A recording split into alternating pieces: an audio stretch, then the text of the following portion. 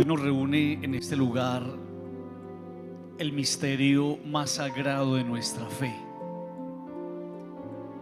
y el sentimiento más profundo de nuestro corazón: la memoria de nuestros padres difuntos. Por eso todos venimos junto a este altar con el alma angustiada, pero también con el alma iluminada por la esperanza. La palabra de Dios que nos sostiene nos regala hoy una certeza que desarma cualquier miedo o cualquier desesperación. Las almas de los justos están en las manos de Dios. No se le olvide nunca eso frente a una persona que ha muerto. Cuando le visite el dolor, acuérdese de lo que dice el Señor: las almas de los justos están en sus manos. Pensar en nuestros padres en las manos del Creador es el mayor consuelo que podemos tener. Esas mismas manos divinas que un día nos los prestaron como guías, protectores y maestros en la tierra. Hoy esas manos los sostienen en la eternidad. Ellos, los papás, ya cruzaron el umbral. Ya no hay dolor, ni cansancio, ni enfermedad para ellos. Están en el lugar del descanso definitivo.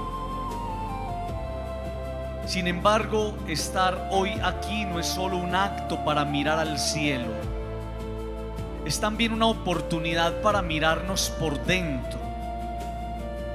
La memoria de los que ya partieron siempre nos interpela en el presente. Nos hace preguntarnos cómo estamos viviendo nosotros los hijos que todavía vamos de camino. He querido, para motivar la reflexión de hoy, que pensemos en un objeto muy cotidiano, pero con un significado espiritual inmenso: una llave. Todos cargamos llaves en el bolsillo y las usamos de manera frecuente, pero la llave es el símbolo de nuestro poder para abrir o para cerrar, para dar paso o para bloquear. Al final de la vida, el Señor no nos preguntará cuántas cosas acumulamos, sino cómo usamos las llaves que nos entregó, especialmente en la relación con nuestros padres y con las personas. Imaginemos en primer lugar que en nuestras manos tenemos una llave blanca. Una llave blanca. Esta llave representa la luz, la transparencia y el amor que supimos manifestar a nuestros padres cuando los teníamos con nosotros. Representa todas aquellas cosas buenas que se hicieron y que se dijeron de cara a ellos en vida. La llave blanca son los abrazos que no nos guardamos, son las palabras de agradecimiento que pronunciamos a tiempo. Gracias, papá, por tu esfuerzo. Gracias también por tus desvelos. Es el tiempo que dedicamos cuando el peso de los años empezó a encorvar sus espaldas y a ralentizar sus pasos. La llave blanca es la llamada telefónica en medio del día ajetreado. la paciencia para escuchar la misma historia repetida 10 veces, el cuidado oportuno y el beso en la frente antes de dormir. Usar la llave blanca significa que nos atrevimos a abrir el corazón. Significa que fuimos capaces de derribar los muros del orgullo para hacernos pequeños y servir a quienes antes nos sirvieron a nosotros. Qué paz tan grande experimenta el hijo que al mirar el recuerdo de su padre puede decir en su interior: te di lo mejor de mí mientras estuviste aquí. Usé mi llave blanca para abrir tu corazón a la alegría. Esas acciones no se las lleva el viento, se quedan grabadas en el libro de la vida y son el mejor bálsamo para nuestra alma. Pero la verdad de nuestra condición humana nos obliga a mirar también la otra mano.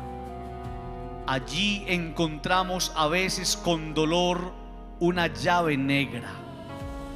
Esta llave simboliza la sombra, el silencio, el miedo y la postergación. Representa todas aquellas cosas que guardamos en el fondo del alma y nunca dejamos salir. Lo que no se dijo, lo que no se hizo, lo que se dejó en pausa eterna. ¿Cuántas veces pospusimos una visita a los padres porque el trabajo o los compromisos parecían más urgentes? ¿Cuántas palabras de afecto se quedaron atrapadas en la garganta por timidez o por un orgullo tonto? A veces pensamos que nuestros padres serán eternos, que siempre habrá un mañana para pedirles perdón, para decirles que los amamos o para sanar una vieja herida. Y de repente el mañana se acaba, el teléfono ya no suena y la habitación queda vacía. La llave negra representa también los resentimientos no resueltos, esas distancias frías que a veces se crean entre los padres y los hijos por malentendidos, por herencias o por diferencias de opinión. Guardar la llave negra es condenar la relación al encierro. Es dejar que el tiempo pase mientras el corazón de los padres se marchita esperando un gesto de reconciliación que nunca llega. Para quienes hoy lloran a sus padres y sienten el peso de esa llave negra, esta Eucaristía es un refugio. Si bien el cuerpo de ellos ya no está, sus almas están en las manos de Dios y ante Dios no hay distancias. A través de la oración podemos entregarle al Señor esa llave negra, podemos pedir perdón espiritualmente a nuestros padres y recibir la misericordia de Dios que todo lo sana. El amor auténtico, así lo creemos, es capaz de cruzar la frontera de la muerte para encontrar el perdón que faltó en la tierra. Esta reflexión cobra una urgencia vital para quienes aún tienen a sus padres con vida. La liturgia de hoy es una interpelación directa al corazón de los hijos. No esperemos a que los ojos de nuestros padres se cierren para desear haberlos mirado más. No esperemos a que sus oídos dejen de escuchar para decirles cuánto los valoramos. Acompañar a los padres en vida es un mandamiento con promesa de bendición, pero acompañarlos de verdad exige activar 3 virtudes esenciales: el perdón, la misericordia y la compasión. Necesitamos, amigos, compasión para entender que nuestros padres también se cansan, se asustan y envejecen, que sus limitaciones físicas son el reflejo de una vida desgastada por nosotros. Necesitamos misericordia para mirar sus vidas no con la vara del juez que critica sus errores del pasado, sino con el corazón del Hijo que agradece el don de la existencia. Los padres no son perfectos, son seres humanos y necesitamos el perdón para limpiar cualquier aspereza antes de que sea demasiado tarde. Vivir de cara a ellos con el corazón limpio es el mayor regalo que podemos ofrecerles en su vejez. Todos nosotros, todos, por vocación, estamos llamados a ser una llave que abre y no una llave que cierra. Hay personas que caminan por el mundo cerrando puertas, con su indiferencia, con sus críticas y con su egoísmo, aíslan a los ancianos y los condenan a la soledad. Nosotros tenemos que ser la llave de la oportunidad, llaves que abran la puerta de la inclusión, de la escucha, del cariño y de la dignidad para nuestros padres y para todos los mayores. Pensemos en esto con seriedad. Al final de los tiempos, cuando nos presentemos ante Dios, seremos revisados precisamente en eso. El examen final será sobre el amor. Dios nos preguntará: ¿fuiste una llave de oportunidad en la vida de los demás? ¿Abriste horizontes de esperanza para tus padres o les cerraste la puerta con tu desinterés? Finalmente, no podemos olvidar la belleza que tenemos como creyentes de la comunión de los santos. Nuestros padres difuntos no son un recuerdo borroso del pasado, son una presencia viva que aún nos visita en el alma. Nos visitan cuando nos descubrimos repitiendo los mismos gestos bondadosos de papá. Nos visitan cuando en los momentos de dificultad recordamos sus consejos. Nos visitan en el olor de una comida, en una canción o en los valores de honestidad, trabajo y fe que nos sembraron en el alma. Su recuerdo, el recuerdo de nuestros padres, nos visita para recordarnos de dónde venimos y hacia dónde vamos. Por eso, nuestra motivación fundamental hoy es recordar las cosas buenas de los que ya murieron. Dejemos atrás los momentos de debilidad humana que ellos pudieron tener. Purifiquemos la memoria y rescatemos su legado de amor. Honrar su memoria es vivir de tal manera que ellos desde el cielo se sientan orgullosos de los hijos que dejaron en la tierra. Pongamos en este altar nuestras llaves blancas y nuestras llaves negras. Que el Señor reciba las cosas buenas que hicimos y las multiplique, y que su infinita misericordia tome las llaves negras de lo que dejamos de hacer, transformándolas en perdón y paz para nuestras conciencias. Nuestros padres están en las manos de Dios. Que esta certeza nos llene de una profunda paz y nos impulse a ser, hoy más que nunca, llaves que abran la puerta del amor, del perdón y de la ternura. Amén. Hemos venido, queridos amigos, leyendo el libro primero de los Reyes y hemos escuchado esta triste historia de la viña de Nabot. Nabot tenía una viña muy preciosa, heredada de sus padres. Y esta viña lindaba con el palacio del rey Ahab. Un día el rey se acerca en su ambición. Nada peor que un corazón ambicioso. La ambición lo lleva a uno siempre a hacer alianzas con la muerte. Siempre. Nadie escapa de eso.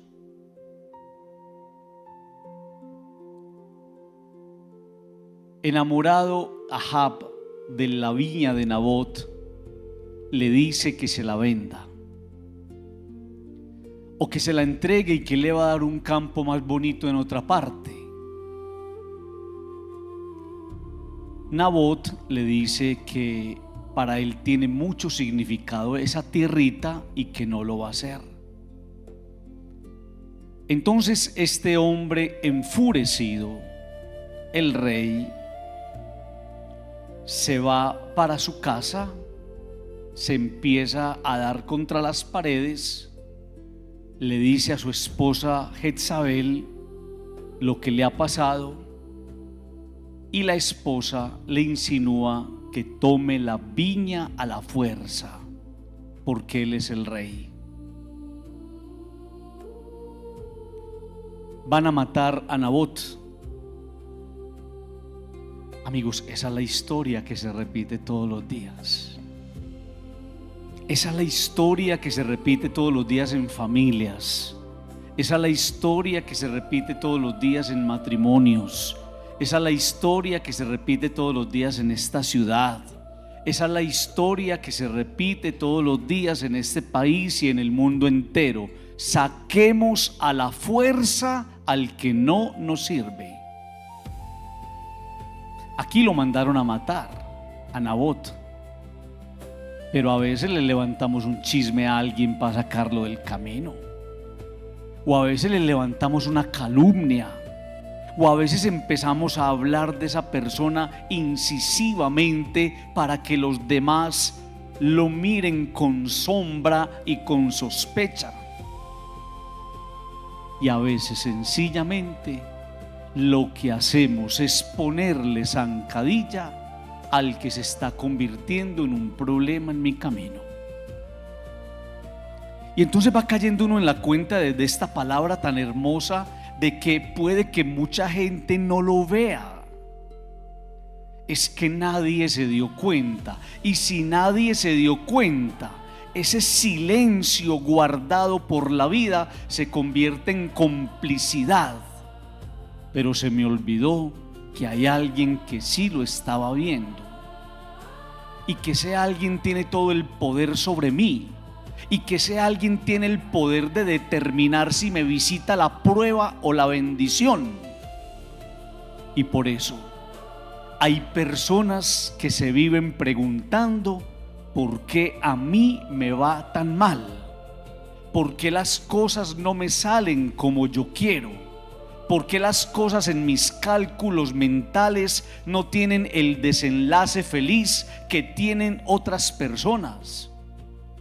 Y entonces a esas personas hay que recordarles que seguramente se les olvidó que en algún momento, cuando obraron mal, nadie los estaba viendo. Su pecado nadie lo supo, pero lo sabía Dios. ¿Y quién es Dios Padre? Es el que tiene el poder de que a tu vida llegue la prueba o de que a tu vida llegue la bendición.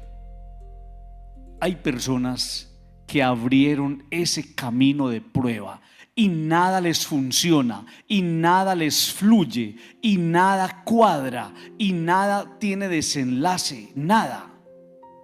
Y la palabra de Dios, no el Padre Freddy, la palabra de Dios nos dice que esa persona tiene una asignatura pendiente con Dios y con la vida. La lectura que escuchamos hoy entonces nos va a mostrar a un Ahab tomando posesión de la viña de Nabot, tomando posesión de lo que no le pertenece, tomando posesión de lo que se robó a la fuerza, tomando posesión con un pecado aún mayor encima, la muerte del dueño. En ese momento, porque Dios no se queda callado, hace su aparición el profeta Elías. Y el profeta Elías entonces le va a hacer ver a este hombre todo lo que le va a pasar. No le puede ir bien a usted, padre, pero yo conozco gente que hace mal y le va bien. Sí, en el tiempo de ellos, pero que en el tiempo de Dios se preparen. En el tiempo de ellos les va bien, pero que se preparen para cuando llegue el tiempo de Dios, el momento de Dios, donde pareciera que el velo que cubre a esa persona no lo retirara nadie. Y son las personas que nunca se vuelven a levantar. El profeta Elías les hace ver a ellos, a los dos, al rey Ahab y a Jezabel, que sobre ellos vendrá la ruina, sobre ellos vendrá la muerte, sobre ellos vendrá la enfermedad, sobre ellos, y no solamente sobre ellos, va a decir también aquí sobre sus descendientes. Yo siempre he tenido una posición contraria a eso, que los descendientes no tienen por qué pagar los pecados de los que lo cometieron. Pero si hay una cosa que me queda muy clara: las malas decisiones sí terminan tocando las generaciones venideras. Las malas decisiones. Va a pasar una cosa maravillosa, porque puede que de alguna manera todos nosotros nos identifiquemos con este hombre llamado Ahab. Cuando le hemos causado sufrimiento a una persona, cuando nos metimos donde no nos debíamos meter, cuando nos quedamos con algo que le pertenecía a alguien y que sabemos en conciencia no era de nosotros, cuando dijimos algo de alguien que no lo debíamos decir, cuando vamos por la vida levantando muros en vez de construir puentes, cuando vamos por la vida generando mal ambiente frente a las personas. Entonces, queridos amigos, nosotros nos parecemos a este hombre, pero este hombre que obró el mal va a tener una acción maravillosa. Este hombre se va a arrepentir, pero no es el arrepentimiento de nosotros que nos lleva a hacer confesiones mal hechas. Nosotros creemos que con solo contar el pecado con los labios ya quedamos tranquilos. No, cometiste otro pecado más grave, que es manipular la confesión, el sacramento. Este hombre verdaderamente se arrepiente incluso por encima de su esposa, que era una bruja. La esposa era bruja. Y por eso, queridos amigos, detrás de este hombre siempre había una voz que le decía qué hacer, cómo obrar, haga esto, métase por aquí. Esa vieja va a hostigar al profeta Elías de tal manera que el profeta Elías un día va a querer quitarse la vida, se va a querer morir. Lo llevó a una depresión. Entonces esta vieja no era tan mansita como parece. Esta mujer era muy peligrosa. Y somos invitados en la vida a sacar de la vida las voces que nos encaminen al mal, las voces que nos insinúen el mal, las voces que nos lleven a obrar mal. Este hombre va a vencer a su esposa, que era una mujer dañada, mala, y se va a arrepentir. Y dice el texto de una manera muy linda que al oír estas palabras rasgó sus vestiduras, se echó un sayal sobre su cuerpo y ayunó, que eran los signos de penitencia, y con el sayal puesto se acostaba y andaba pesadamente. Miren, y aquí voy a terminar. Llegó a Elías Tesbita la palabra del Señor, ¿has visto cómo se ha humillado Ahab ante mí? Escucha, es que Dios todo lo ve. Le habló al profeta y le dijo: ese que hizo tanto daño empezó a reparar, ese que hizo tanto daño empezó a enderezar el camino, ese que hizo tanto daño empezó a arreglar lo que dañó. ¿Lo has visto?, le pregunta.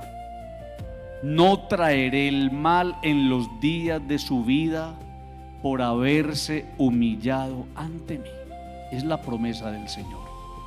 Y entonces aparece aquí, queridos amigos, una gran conclusión. La persona que endereza su camino delante de Dios, es posible que vuelva a traer la bendición a su casa y a su familia. Es la arrogancia la que nos lleva a renunciar a la bendición y a llevar a veces una vida arrastrada, a veces una vida de miseria y a veces viviendo como mendigos. El que se arrepiente le está diciendo al Señor: yo quiero. Y cuando una persona quiere, el Señor en ella termina haciendo su obra maravillosa. Que nos ayude el Señor y nos conceda a todos nosotros la gracia de la conversión, y de la mano de la conversión la gracia de un verdadero arrepentimiento que siempre trae consigo muchas bendiciones.